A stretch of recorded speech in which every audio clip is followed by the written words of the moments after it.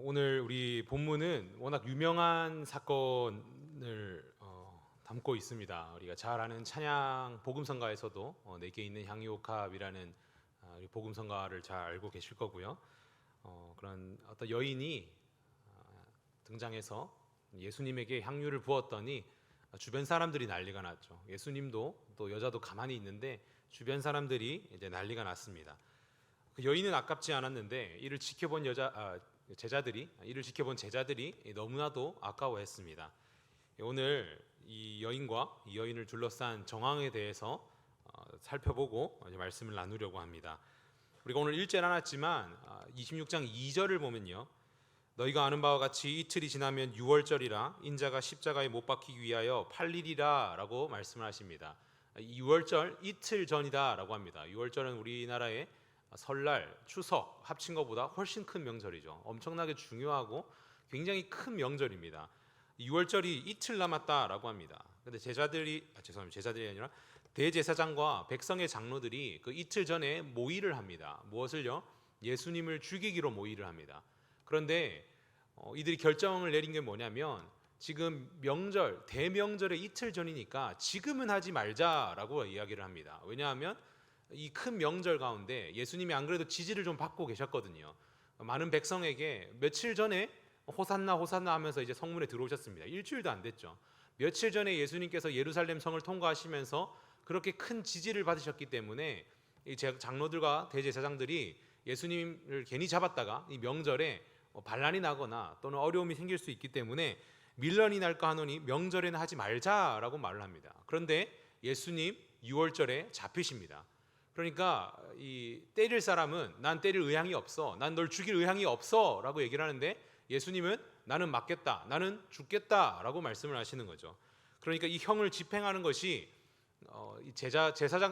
대제사장들과 이 장로들에게 달려있지 않고 이 모든 주권이 하나님께 붙들려 있음을 볼 수가 있습니다. 그렇게 예수님께서 이 일을 아시고, 예수님은 아셨죠. 그래서 이틀 뒤에 내가 잡히겠구나 라고 알고 계셨습니다. 그래서 제자들에게 수도 없이 얘기하셨죠. 수도 없이 얘기하시고 특별히 몇 번의 설교를 거쳐서 내가 예루살렘에 들어가면 잡힐 것이다, 그리고 어떻게 해요? 죽을 것이다 라고 말씀을 하셨습니다. 그런데 이러한 말씀을 여러 번 들었는데도, 그리고 지금도 예수님이 이제 잡힐 것이다 라고 얘기를 하는데도 이 제자들은 예수님의 말씀을 귀담아 듣지 않았습니다. 워낙 이 평상시에도 예수님의 말씀을 잘 이해하지도 못했죠. 이런저런 얘기를 다 알아듣지 못했던 제자들인데다가 제자들이 예루살렘에 입성하면서 조금 들떠 있었던 것 같습니다. 호산나, 이제 아까 그 나귀를 타고 들어왔던 사건도 있고 여러 가지 사건들을 통해서 드디어 우리 예수님 수도 예루살렘에 입성하셨잖아요. 그렇게 예루살렘 변두리를 돌다가 또 이스라엘 곳곳을 돌다가 여러 가지 기적을 행하셨는데 이제 본격적으로 수도인 예루살렘에 들어와서 이제는 로마의 압제로부터 또는 여러 가지 가난과 또는 억압과 어려움으로부터 우리를 해방시키겠구나, 백성들도 동요하고 있고 이제 때가 왔다, 조금 들떠 있어서 예수님의 장례와 죽음에는 조금도 관심이 없었습니다. 그런데 이 예수님의 말씀에 마음을 담아둔 한 여인이 있었습니다. 바로 오늘 본문에 등장하는 이 여인 마리아입니다. 오늘 본문에는 그 이름이 등장하지 않지만 동일한 사건을 다룬 요한복음에는 그녀의 이름이 마리아다라고 말씀을 하십니다. 마리아는 매우 값진 향유 한 옥합을 가지고 왔다라고 합니다. 아주 비싼 향유를 들고 왔습니다. 근데 이 향유를 가지고 와서 이제 예수님의 머리에 부어야겠다라고 이제 마음을 먹었는데 분위기가 너무 좋지 않았습니다. 지금 예수님께서 식사를 하시잖아요. 예수님께서 식사를 하시는데 유대인들은 식사를 이렇게 반쯤 기대서 했거든요. 반쯤 기대서 이렇게 이제 식사를 반쯤 누운 상태에서 이렇게 식사를 하고 있는데 남자와 여자가 겸상을 할 수는 없음은 물론이거니와 식사하는데 여자들이 남성들이 식사하는 곳에 들어올 수가 없었습니다. 음식을 가져오는 거 외에는요. 그런데 지금 이 여인이 어떻게 하냐면요, 들어와서 예수님이 식사를 하고 있는데, 그러니까 지금 떡과 포도주가 입으로 들어가고 있는데 그때 어떻게 해요? 향유를 들이붓습니다. 너무 분위기가 좋지 않죠. 원래 유대인들은 손님이 오면 손과 발을 씻길 수 있을 만큼의 조그만 물과요, 그리고 끝나고 기름을 발라주게 돼 있습니다. 그렇기 때문에 예수님이 들어왔을 때 그럼 손을 씻고 발을 씻고 그때 발라주든지, 아니면 부으려고 했는데 시간을 놓쳤어요. 타이밍을 놓쳤어요. 그러면 식사가 다 끝나고 예수님 잠깐 불러서, 예수님 저 잠깐 드릴 말씀이 있습니다. 또는 잠깐 저기로 한번 잠깐만 가주시겠습니까? 이렇게 해서 불러낸 다음에, 또는 뭐 안 불러내라도 그 자리에서 식사 다 한 다음에 부어도 되는데, 지금 한창 식사를 하고 있는데 예수님께 갑자기 다가와서 제자들과 모두가 보는 데서 향유를 들여 부었습니다. 발라준 게 아니라요, 한 옥합을 통째로 부어 들었습니다. 이 때로는 하나님의 일이 이 분위기를 타지 않고 하나님 주신 감동이 있기 때문에, 하나님이 주신 그 타이밍이 있기 때문에 그렇게 치고 들어가서 식사하는 예수님의 머리에 향유를 붓는 것과 같은 일이 등장하기도 합니다. 그런데 이제 중요한 거는 부은 것까지는 좋았는데, 부었더니 이제 제자들이 난리가 났죠. 그 식사를 하는 곳이 아수라장이 되었습니다. 8절을 보면 제자들이 보고 분개하여 이르되 무슨 의도로 이것을 낭비하였느냐 라고 이렇게 말을 하죠. 제자들이 보고요, 낭비했다라는 것까지 좋았는데 분개했다라고 합니다. 굉장히 화가 나서요, 향유를 붓는 걸 보고 굉장히 화가 나서 막 큰 소리도 질렀겠죠. 막 분개하면서 무슨 의도라고 물어보고요, 그리고 이걸 낭비했다라고 얘기합니다. 무슨 의도가 있겠습니까? 그죠? 마리아가 예수님을 사랑하기 때문에, 예수님 말씀을 유일하게 귀담아 들었기 때문에 장례를 준비한 것인데, 제자들은 의도가 있었다라고 얘기합니다. 때로 우리가 섬길 때도 이런 이야기를 종종 듣기도 합니다. 제가 근래에 어떤 분과 이야기를 나누다가 교회에 와서 섬기고 봉사하고 싶어서 주님이 다시 불러주신 케이스거든요. 처음 믿는 건 아니에요. 다시 불러주신 케이스에 너무 감동을 받아서 섬기려고 하는데, 섬기려니까 다들 한마디씩 하더라는 거죠. 왜 그렇게 하냐고요. 무슨 의도로 섬기냐는 거죠. 더 나아가면 이제 어느 교회도 마찬가지입니다. 신천지로 보는 경우도 있죠. 갑자기 어떤 내가 모르는 사람이 들어왔는데 갑자기 막 섬겨요. 정말 하나님 사랑해서 정말 하나님께 뭔가 드리고 싶은데 드릴 수 있는 게 내 몸밖에 없으니까 그냥 사랑하는 교회를 몸과 마음을 다해 사랑하기 위해서 섬겼는데, 뭐 신천지 아니냐, 무슨 의도냐. 물론 이제 신천지가 그렇게 해서 신천지 문제죠. 그거는 신천지 문제인데, 그렇게 사람들이 의도를 있냐라고 물어봅니다. 갑자기 새벽기도 안 나온 사람이 새벽기도를 나왔어요. 그러면 무슨 일이 있냐, 뭐 집에 안 좋은 일이 있느냐, 뭐 가족에 뭐 안 좋은 일이 있느냐, 또는 뭐 안 섬기던 사람이 그냥 하나님의 그 영의 감동을 받아서 정말 은혜를 많이 받아서 주차봉 들고 주차장 왔다 갔다 그러면 너 당신 뭔데 갑자기 거기 주차봉 들고 왔다 갔다 하느냐, 왜 식당에 와서 고무장갑 끼고 왔다 갔다 하느냐라고 물어본다는 거죠. 그렇게 사람들이 내가 의도가 있기 때문에 내 안에 있는 의도를 건너짚고 그 사람을 바라보기 때문에 의도가 있다라고 합니다. 너 무슨 의도로 예수님께 지금 접근해서 향유를 붓느냐라는 것입니다. 제자들은 이 여자가 향유를 붓는 것을 보면서도 이유를 몰랐습니다. 이게 장례 때 붓는 거거든요. 그런데도 예수님 곧 떠나신다고 그렇게 얘기하고 지금 마리아가 그 모습을 보여주고 있는데도 여전히 못 알아듣습니다. 제자들이 이 여자가 하는 것을 보고 몰랐던 이유는 예수님의 말씀을 경청하지 않았기 때문이죠. 이 지난 속에서 예수님께서 행하시는 기적들을 보고 듣고 경험하면서도 정작 예수님의 말씀에는 귀담아 듣지 않았습니다. 근데 마리아는 예수님이 십자가와 죽음을 준비했습니다. 이 말씀을 듣고 헌신한 건 마리아밖에 없는 거죠. 그렇게 말씀을 듣고 헌신을 했는데, 예수님을 바라봤는데 사람들에게는 멸시와 천대를 당합니다. 하나님의 일을 하다가 종종 이런 일을 겪기도 합니다. 하나님께서 주신 감동이 있고 하나님께서 주신 은혜가 있어서 그거에 따라 교회 봉사를 했는데, 한 영혼을 품고 눈물을 흘렸는데, 선한 사업을 시작했는데 이것이 곡해를 당합니다. 그래서 욕을 먹을 때가 있습니다. 근데 이런 일들은 흔한 일은 아닙니다. 왜냐하면 보통은 싸우기 때문이죠. 보통은 싸웁니다. 왜냐하면 왜 내가 그랬는지 압니까? 뭐 나는 입이 없습니까?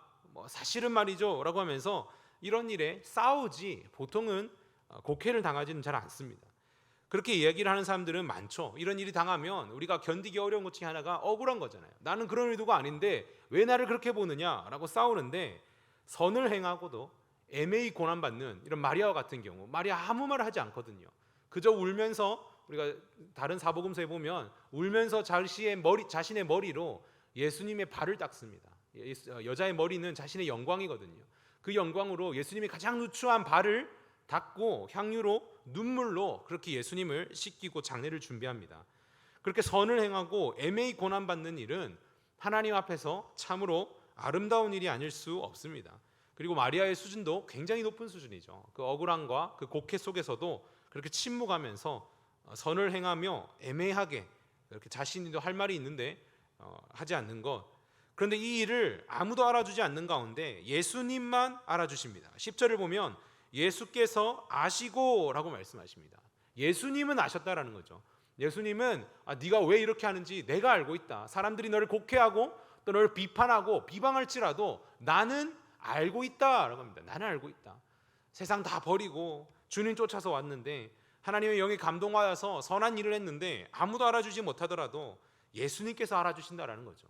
예수님만 바라보고 왔더니 예수님만 남았다라는 것입니다. 그리고 제자들에게 이렇게 얘기합니다. 어찌하여 이 여자를 괴롭게 하느냐. 이 세상 사람들이 손가락질 하는데 우리도 주님 마음이 없다면 이 제자들처럼 말할 수 있습니다. 9절을 보면 그 돈이면 가난한 사람들에게 줄 수 있었을 것인데 줄 수 있었을 것이다라고 이야기를 합니다. 이제 향유가 비쌌기 때문에 그 얘기를 이제 우리가 살펴보진 않았지만 요한복음에 보면 가룟 유다가 했다라고 얘기합니다. 우리 뭐 가룟 유다 워낙 잘 알고 있으니까 왜 의론이 들도록 한지를 알죠. 동계를 맡고 있었고 또 그거를 이제 팔아가지고 가난한 자를 도우면 많이 도와줄 수 있지 않았느냐 그렇게 하면서 일정 부분을 자기가 가로채려고 했다. 그것이 요한복음의 기록인데요. 그렇게 우리가 물질을 쏟아붓고 또 우리가 여타 이런 일을 했는데 사람들이 곡해를 하고 낭비한다 하고 그거면 이렇게도 할 수 있는데 왜 이렇게 하지 않느냐라고 따지고 듭니다. 뭐 우리 오늘 그 오전에 설교도 그렇고 칼럼도 그렇고 우리가 이곳에 지금 모인 이유가 뭐죠? 뭐 효율이 있어서도 아니고요. 뭐 추석인데 명절인데 가족이랑 보내도 아무도 뭐라 하지 않습니다. 그런데 모이고 힘쓰고 또 우리가 재정을 써서 다음 세대를 키우고 또 교회를 세우고 하는 모든 일이 어떤 효과를 위한 게 아니라 뭐죠? 하나님께서 이 일을 기뻐하시니까 하는 거죠. 하나님께서 이 일을 기뻐하시기 때문에 주님의 눈이 거기에 머물고 있기 때문에 거기를 향하고요. 주님이 거기 계시기 때문에 그 일을 행한다라는 것입니다. 그래서 그런 일을 했는데 가룟 유다가 이 여자를 꾸짖습니다. 그런데 이 일을 보면서 주변 제자들은 칭찬을 해줄 수도 있습니다. 우리가 오늘 읽은 본문이 26장인데요. 25장을 보면요. 40절과 45절에 지극히 작은 자에게 한 것이 나에게 한 것이고 지극히 작은 자에게 하지 아니한 것이 나에게 하지 아니하는 것이다 라고 예수님께서 좀 전에 설교하셨거든요. 조금 전에 이 작은 자, 소자에게 한 것이 나에게 한 것이니까 걔네들 도우면 된다는 거죠. 나에게 뭐 잘하려고 하지 말고 작은 자, 너희 중에 그 작은 자를 도와라. 그렇게 하면 나에게 한 것이고 만약 너희가 나에게는 무언가를 하는데 저 소자에게 아무것도 하지 않는다면 그건 나에게 아무것도 하지 않은 것이다 라고 설교를 했거든요. 그러니까 지금 유다가 이 말을 한다는 것은요, 제자들에게 칭찬받을 만한 일이었다는 겁니다. 예수님 그렇게 말씀하셨잖아요. 이거 나드 한 옥합을 팔아서 가난한 사람들을 도우면 얼마나 많은 사람들을 도울 수 있는데요. 그러면 소자 몇 명을 구원하는 겁니까? 그렇게 할 수 있다고. 그러니까 제자들은 어떻게 해요? 역시 가룟 유다구나. 역시 똑똑해. 가룟 유다가 예수님의 마음을 정확히 간파했구나. 정말 너는 말씀대로 행하는 사람이구나. 그런데 반대로 마리아는요, 그 말씀을 들었는데 예수님에게 이 비싼 향유를 들어 부었다라는 것이죠. 그렇게 가룟 유다가 사람은 속일 수 있을지 몰라도 우리 하나님은 사람에게 만홀히 여김을 받으시지 아니하십니다. 그는 분명 돈을 훔치려고 했고 다른 생각을 가지고 자기가 다른 의도를 가지고 마리아에게 말을 했다라는 것입니다. 이렇게 자기 의에 가득 찬 사람은 예수님 앞에서 예수님도 꾸짖습니다. 이 제자들이 향유를 붓고 있는 마리아를 질책했다라고 하는데 이 질책하는 것은 이 향유를 붓고 있는 마리아를 말리지 않은 예수님을 질책하고 있는 겁니다. 그러니까 이 제자들이 보았을 때 마리아가 이 마음만 뜨거웠지 이 지혜가 부족하다는 것이죠. 그러면 이제 따로 불러서 마리아 나중에 불러가지고 너 앞으로 그러면 안 돼. 좀 전에 예수님이 이렇게 설교하셨잖아. 그리고 지금 식사하는 중이시잖아. 그리고 여자가 어떻게 남자들 식사하는데 들어와. 여러 가지 얘기해서 질서를 얘기하고요. 또 하나님 말씀을 얘기하면서 혼낼 수도 있습니다. 그런데 그 자리에서 소리를 지르면서 마리아에게 뭐라 하는 거죠. 왜요? 예수님께 직접 얘기할 수는 없거든요. 예수님 보고 직접 뭐라 할 수는 없으니까 마리아에게 화를 내면서 뭐라고 하냐면요, 선생님이 말리셨어야죠 라는 겁니다. 마리아가 조금 어리석고 마리아가 그냥 감정에 충동을 받아서 그랬다면 적어도 예수님은 말려야죠. 들이부으려고 하는 모습을 보면 처음부터 막던지, 아니면 붓고 있는 중이라도 이러지 마라, 내가 방금 말하지 않았느냐 등등을 하면서 말렸어야 한다는 것입니다. 그렇게 자기가 다 의롭다라고 얘기합니다. 내가 의로운 거죠. 내가 의로우니까 여자에게도 소리치고요, 예수님에게도 소리를 치고 있는 겁니다. 자기가 다 의롭습니다. 다른 건 잘 모르겠는데 적어도 방금 이 판단만큼은 내가 예수님보다 의롭고 현명하다는 것입니다. 그렇게 자기의 의가 가득 차면 예수님도 꾸짖는 단계까지 가고요. 그런데 진짜 자기의 의가 필요했던, 정작 정말 의가 필요했던 십자가의 자리에는요, 그리고 그 의가 완성이 되는 그 십자가 골고다 언덕 꼭대기에는 제자들이 한 명도 남지 않았습니다. 다 자기의 의를 부르짖었어요. 이것이 옳습니다. 말리지 않은 예수님은 옳지 않습니다. 들이부은 마리아는 옳지 않습니다. 허비했고 낭비했고 그것은 공의가 아닙니다 라고 얘기를 해놓고 진짜 의가 선포되는 십자가에는 아무도 남지 않았죠. 아무도 남지 않고 다 도망갑니다.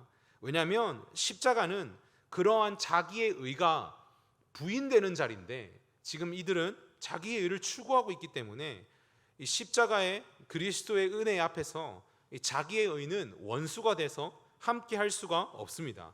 내가 내 의로움을 가지고 있는 한 예수님의 의로 더디들 수 없다라는 거죠. 반대로 마리아는요, 어떻게 하냐면 아까 말씀드렸다시피 사복음서 통째로 이렇게 보았을 때 머리를 풀고요, 자신의 영광인 머리를 풀고 예수님이 가장 천하고 더러운 발을 씻습니다. 이 머리카락으로 향유가 떨어지는 머리에서부터 부었으니까요. 이 발을 떨어질 때 마리아는 자기의 전부를 내려놓았습니다. 이렇게 머리를 풀어 헤친다는 것 자체가, 남자 앞에서 머리를 풀어 헤친다는 것 자체가 자신을 부정하다라고 표현하는 거고요. 그리고 그렇게 더러운 것을 씻으면서 마리아는 알았던 거죠. 이제 이틀 뒤면 우리 예수님, 내가 가장 사랑하는 예수님이 십자가를 지신다는 거죠. 그래서 말리고 싶은데, 내가 가장 사랑하는 예수님이잖아요. 그래서 말리고 싶은데 예수님이 죽지 않으면 그 천하고 더러운 내가 답이 없다라는 거예요. 그래서 너무 마음이 아픕니다. 내 죄가 예수님께로 가기를 방해하기 때문에, 막고 있기 때문에 예수님은 반드시 나를 위해서 죽어주셔야 한다는 거죠. 그러니까 어떻게 해요? 들이부으면서 예수님 죽어주세요라는 겁니다. 지금 장례를 준비했다라는 거잖아요. 예수님 그냥 저를 위해 좀 죽어주세요. 그런데 왜 죽어주셔야 하는 대상이 하필 더럽고 추하고 누추한 접니까? 라는 거죠. 왜 하필 더러운 나입니까? 그러니까 말리고 싶은데 또 말리지 않으면 나는 예수님께 갈 수가 없습니다. 그러니까 하염없이 눈물만 흘리면서 아무 말을 할 수 없는 거죠. 옆에서 제자들이 소리 지르고 분개하고 뜯어 말리려고 하는데 자신의 눈에는 아무것도 보이지 않고요, 자신의 귀에는 아무것도 들리지 않습니다. 그냥 나의 사랑하는 주님이 돌아가신다는 생각에 너무 마음이 아프고, 또 그렇게 하지 않으면 자신이 생명을 얻을 수 있는 방법이 도무지 없기 때문에 슬퍼하며 예수님 죽어주셔야겠습니다. 그렇게 하지 않으면 내게 소망이 없습니다. 그래서 아무 말을 하지 못하고 눈물만 흘리며 주님의 발을 씻었습니다. 이것이 제자들이 가지고 있는 자기의와 마리아가 바라봤던 복음의 차이였습니다. 마가복음에 보면 이 향유의 값을 300데나리온이다라고 말을 합니다. 이 300데나리온은 당시 한 여인의 결혼 자금입니다. 당시 통장에 돈을 넣거나 그렇게 할 수 있는 어떤 금융 시스템이 없었기 때문에 비싼 물건을 가지고 있다가 그걸 팔아서 시집을 가고 장가를 가고 이렇게 했습니다. 그러니까 마리아가 이것을 깼을 때, 이것도 뚜껑이 있는 향유옥합이 아니고요, 그 냄새를 봉하기 위해서 완전히 붙어 있는 도자기거든요. 그래서 향유를 부으려면 이걸 깨야 됩니다. 이렇게 목 위를 깨서 부으면 이제 그 용도는 끝이 나는 거죠. 그렇기 때문에 이걸 깨고 나중에 예수님께 부으고 남은 건 또 다시 담아서 팔고 그럴 수 있는 게 아닙니다. 이미 한번 열었으면 이것은 이제 쓸 수 없는 거죠. 마리아가 이것을 깼을 때 이미 자신의 결혼은 물 건너 간 것입니다. 이 향유는 한 여인의 미래를 뜻했고, 마리아는 자신의 미래를 예수님께 걸었습니다. 지금도 중동에 가면 이렇게 향유 옥합을 팔고 있습니다. 제가 예전에 이제 대학교를 다닐 때, 그때도 신학생이어서 대학교를 다닐 때 이제 아르바이트를 하는데, 식당에서 아르바이트를 하는데요. 어느 날 이제 같이 일하는 어떤 그 자매가 이렇게 이제 아르바이트에서 만났는데 되게 독특한 향기가 나더라고요. 제가 좀 약간 후각에 조금 그 섬세한 후각을 가지고 있는데요. 네, 좀 이상할 수도 있겠네요. 네, 그냥 옆에 있는데도 나는 거죠. 이렇게 났는데 냄새가 나더라고요. 향기가 나더라고요. 그래서 제가 너 향수 바꿨네?라고 물어봤습니다. 그러니까 뭐 엊그저께 이렇게 길 지나가다가 이렇게 팔길래 샀는데 향수가 아니라 기름을 샀다라고 합니다. 그래서 이렇게 기름을 발랐는데 향이 되게 좋더라고요. 향 되게 좋구나 해서 이제 그 아르바이트를 시작했습니다. 시작하고 이제 서로의 구역이 달랐기 때문에 따로 일하다가 이제 마지막 저녁에 뭐 정산도 하고 저녁에 이제 마지막 마무리를 하면서 다시 모였는데 그 향이 굉장히 또 많이 나더라고요. 그래서 제가 물었습니다. 너 오늘 저녁에 어디 가니? 누구 뭐 만나러 가니? 뭐 왜 이렇게 물어보니까 제가 아니 이제 원래 우리가 향수를 바르면 아침에 바르면 오후쯤에는 이제 안 나잖아요. 아주 비싼 거 발라도 저녁에 희미하게 나는데 이제 너무 많이 나니까 제가 물어본 거죠. 이제 저녁에 또 바르고 이제 또 놀러 가는 줄 알고 누구 만나러 가는지 알고 그냥 물어본 겁니다. 그래서 물어봤는데 아니 아침에 바르고 온 거 그게 단데라고 얘기를 하더라고요. 그거다라고 하니까 제가 굉장히 놀랐습니다. 향기가 하루 종일 가는구나. 향수는 뿌리면 뭐 모르겠습니다. 정말 비싼 향수는 뭐 어떤지 제가 잘 모르겠는데 좀 싼 거 써보니까 그냥 아침에 바르면 점심에 안 나고 뭐 그렇잖아요. 오후에 조금 나고 그렇게 이제 증발이 됩니다. 근데 기름은 하루 종일 나더라는 거예요. 그래서 제가 굉장히 신기해가지고요. 대학교를 졸업하면서 이스라엘의 성지순례를 갔는데요. 그 향유 옥합을 이제 사봤습니다. 물론 이제 300데나리온이면 결혼 자금이라 엄청 비싼 금액이거든요. 그러니까 제가 그렇게는 못 사고요.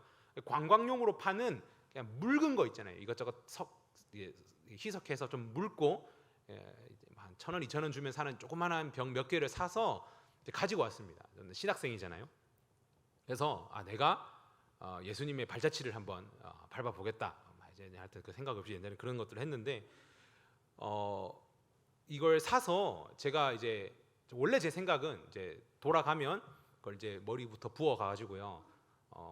이제 이렇게 얼마나 향이 가는지 좀 테스트를 해보려고 했는데 그럼 이제 씻을 수가 없잖아요. 그래서 제가 그렇게는 못하고 제가 사용하는 수건 그리고 가방, 신발 곳곳에 뿌렸어요. 제가 곳곳에 뿌리고 이렇게 며칠을 이렇게 내버려둬 봤습니다. 내버려둬 봤는데 일주일은 가더라고요. 일주일은 희미하게 갔는데 일주일은 가더라고요. 안 써도요.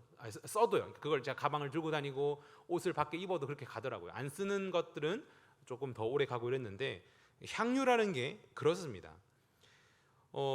이 향유를 바르면 몇 날 며칠씩 가는 거죠. 중동에 그래서 사람이든 양이든 우리 뭐 시편 23편에 보면 내 머리에 기름을 바르시고 이렇게 하잖아요. 사람이든 양이든 다 그래서 기름을 바릅니다. 당시 어떤 그런 위생 처리가 잘 안 되기 때문에 기름을 바르는데 기름을 바르면 며칠씩 가요. 그런데 지금 예수님은 바른 게 아니라요. 한 옥합을 들이부었습니다. 머리부터 발끝까지 들어부었습니다. 지금 이 들이부은 시점이 6월절 이틀 전이다라고 말씀을 드렸습니다. 이제 이틀 뒤면 예수님 곧 십자가 지시죠. 이제 예수님은 그걸 아셨기 때문에 이렇게 저녁 식사를 하고 향유옥합 사건이 있은 다음에 이제 내가 십자가 져야 되는데 아버지께로 돌아가야 되는데 오늘은 뜨뜻한 물에 몸을 좀 녹이고 싶구나. 얘들아 좀 물 좀 받아봐라. 그렇게 하지 않으셨을 겁니다. 왜냐하면 이 팔레스타인 지방이 우리가 잘 알다시피 물이 많이 없습니다. 사막 기후죠. 건조하고 중동이기 때문에 물이 많이 없고요. 1년에 2, 3개월밖에 비가 오지 않는데 심지어 이 사건이 일어날 때는 건기입니다.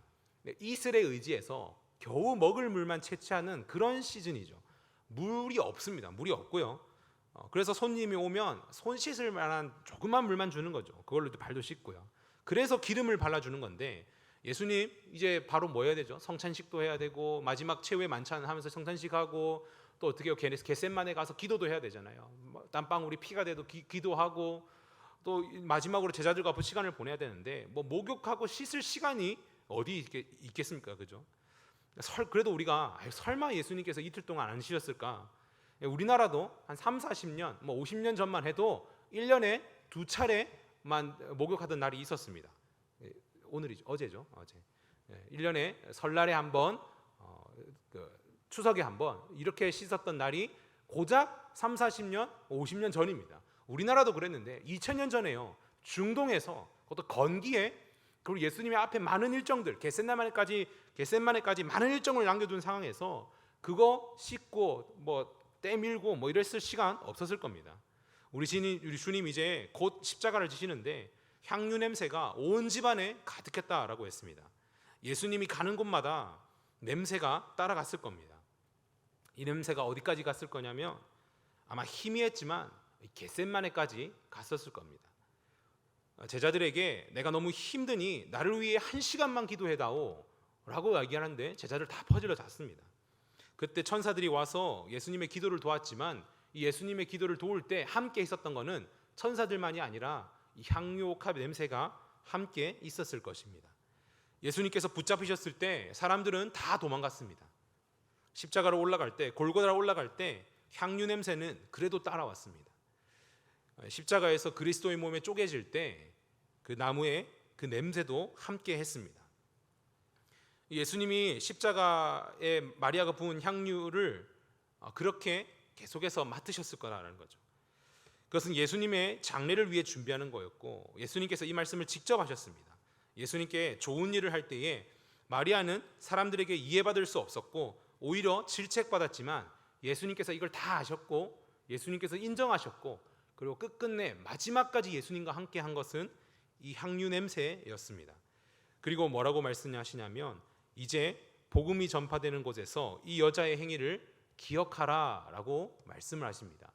이 여자가 행한 일도 말하여 그를 기억하라. 복음이 전해지는 곳마다 이 여자의 행위가 기억될 것이다 라고 얘기합니다. 근데 뭐 우리가 복음을 전하면서 뭐 이 여자의 얘기를 잘 안 하잖아요. 뭐 이 여자 얘기를 뭐 굳이 전도하면서 또는 교회를 세우면서 이 여자 얘기를 잘 하진 않습니다. 이 말씀 뜻이 뭐냐면 이 여자의 삶 자체가 복음이었다는 거죠. 그렇게 예수님을 위해서 했던 이 모든 행위가 뭐라고요? 복음이었다라는 것입니다. 옥합이 언제 깨진다고요?